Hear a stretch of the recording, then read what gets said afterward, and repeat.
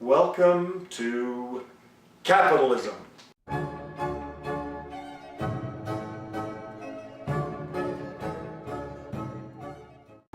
only people who are getting anything from capitalism are the big, fat, rich cats sitting at the top.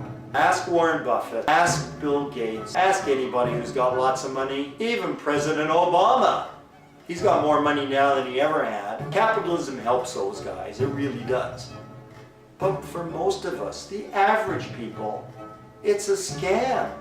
What it is big business trying to make as much money as they can. The basic principle behind capitalism is to sell something for more than it's worth. How much more? As much as you can grab.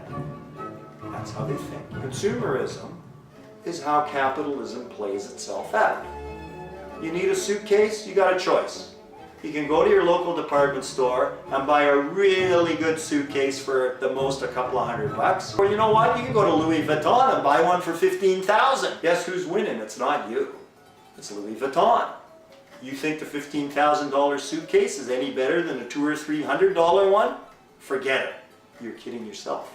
And you're making somebody rich. Don't get me wrong, it's not just Louis Vuitton. It's all the others. Gucci, Jaguar cars, Mercedes-Benz, Ralph Lauren, Hugo Boss. I could go on for a month here.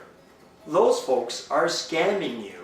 Next time you buy a Hugo Boss suit, take a look at where it's really made. If you really investigate, you'll find out it's made in China probably. All the other clothes today are made in China as well. So if you think the Hugo Boss is any better than the other, you're only again kidding yourself and paying more for it. Capitalism only thrives as long as you and I are spending our money. And in order to spend our money, the powers to be love to see us go into debt. That means we have to keep working, means keep spending, means keep paying interest.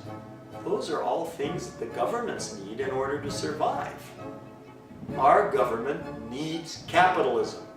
It needs our debt. This is one of the problems that we have in today's world. We say communism is bad, for example. Well, you know what? In theory, and I say in theory because there's really no country that's practicing communism in its true intent. But in theory, communism would work a lot better because it'd be a maximum amount of money that anybody could have. Everybody would have a job. Everybody would have equal opportunity for where they live and what they do. The capitalist way is not necessarily the best, nor is the communist way, but there's got to be something in between. I have a formula for correcting the economy, and it involves a few simple concepts. It's a little more complicated. You have to get my book to see more about it. There's a cap on how much people can earn, and there's a cap on how much corporations can earn.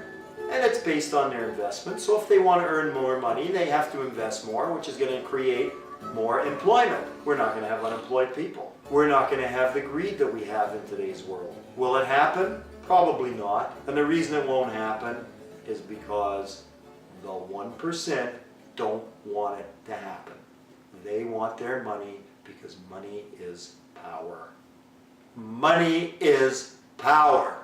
Do you feel like you're living in a bizarre world where up is down and black is white, and your husband is now your wife? The sun sets in the morning and your cure pill gives side effects, and nobody seems to notice. That's because